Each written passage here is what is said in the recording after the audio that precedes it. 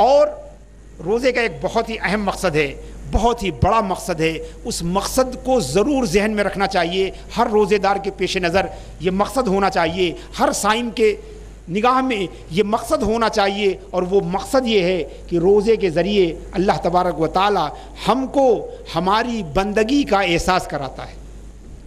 روزے کے ذریعے ہم کو ہماری بندگی کا احساس کرایا جاتا ہے۔ عزیزان گرامی، سوچئے اس وقت ہم میں سے کون ایسا ہے جو یہ نہ جانتا ہو، یہ نہ مانتا ہو کہ وہ محتاج ہے، وہ نامکمل ہے، وہ امپرفیکٹ ہے، وہ 2 چپاتیوں کا محتاج ہے، وہ تھوڑی سی بریانی کا حاجت مند ہے، وہ 1 گلاس پانی کا ضرورت مند ہے۔ اس وقت کون مسلمان روزے دار ایسا ہوگا جو یہ انکار کرے کہ نہیں صاحب وہ پرفیکٹ ہے، وہ مکمل ہے، وہ کمپلیٹ ہے، وہ ناقص نہیں ہے، وہ محتاج نہیں ہے؟ ارے صبح ہو سکتا ہے کہ کوئی سوچے، مگر جب دوپہر ڈھلنا شروع ہوتی ہے اور جب بھوک لگتی ہے، پیاس لگتی ہے، تو ہمیں اپنی کمتری کا، اپنے نقص کا، اپنی محتاجگی کا، اپنی تذلل کا، اپنی بندگی کا، اپنی کمزوری کا، اپنی ناتوانی کا احساس ہمیں روزہ کرا دیتا ہے، تاکہ ہمارے سر میں غرور اور نخوت کا کوئی شیطان جو ہے داخل نہ ہونے پائے،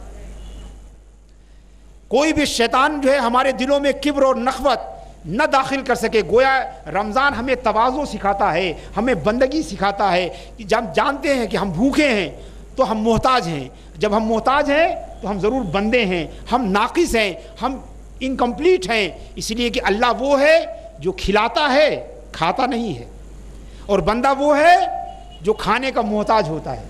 تو جب ہمیں بھوک لگتی ہے، کھانے کے احتیاج یاد آتی ہے، تو ہمیں اپنی بندگی یاد آتی ہے، تاکہ ہمارے قدم زمین ہی پر رہیں، آسمان پر نہ پہنچنے پائیں، ہمارے نفس کو موٹا نہ ہونے دیا جائے۔ تو روزہ جو ہے ہمیں بندگی کا احساس دلاتا ہے۔ اسی لیے حضرات گرامی دیکھیے، کبھی کسی بھوکے نے خدائی دعویٰ کیا ہے؟ کسی بھوکے نے کہا ہے کہ میں خدا ہوں؟ کسی فقیر اور غریب نے دعویٰ کیا ہے کہ وہ خدا ہے؟ جس نے بھی خدائی کا دعویٰ کیا سب کون لوگ تھے؟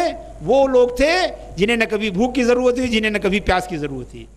بادشاہوں نے دعویٰ کیا، حکمرانوں نے دعویٰ کیا، امیروں نے دعویٰ کیا، سرمایہ داروں نے دعویٰ کیا، جن کے دسترخوان کھانوں سے بھرے ہوئے تھے، انہوں نے خدائی دعویٰ کیا۔ فرعون نے دعویٰ کیا، مصر کا بادشاہ تھا، حامان نے دعویٰ کیا، نمرود نے دعویٰ کیا، شداد نے دعویٰ کیا خدائی کا، ہندوستان میں ہرنا کشیپ نے دعویٰ کیا۔ کن لوگوں نے دعویٰ کیا؟ بادشاہوں نے دعویٰ کیا، راجاؤں نے دعویٰ کیا۔ کیوں؟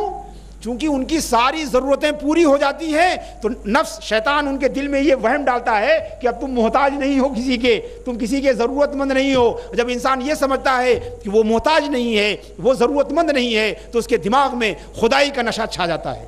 تو روزہ رکھا کے اللہ تبارک و تعالی ہمیں ہماری محتاجگی اور ناقص ہونے کا احساس دلاتا ہے، تاکہ ہم بندگی کی سطح پر رہیں، ہم بندگی کے بساط پر رہیں، ہمارے دلوں میں تکبر، گھمنڈ، نخوت اور غرور نہ پیدا ہو سکے۔ تو یہ حضرات گرامی صحیح معنوں میں روزہ رکھنا ہے۔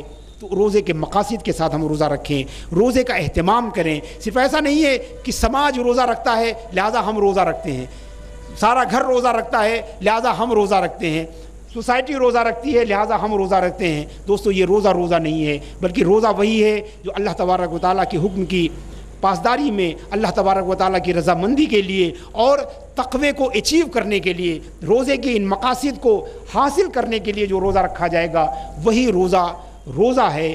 اللہ تبارک و تعالیٰ ہم سب کو حقیقی معنوں میں روزہ رکھنے کی توفیق عطا فرمائے، اور روزہ کی برکتوں سے، اس کی نورانیت سے ہمارے دلوں کو منور فرمائے۔ مولا تبارک و تعالی ہم سب کو روزوں کے ذریعے روزوں کے مقاصد کو پورا کرنے کی توفیق عطا فرمائے، ہم سب کو مساوات عطا فرمائے، بندگی کا جذبہ عطا فرمائے، ہم سب کو تواضع، عاجزی عطا فرمائے، ایک دوسرے کی مدد کرنے کا جذبہ اور حوصلہ عطا فرمائے۔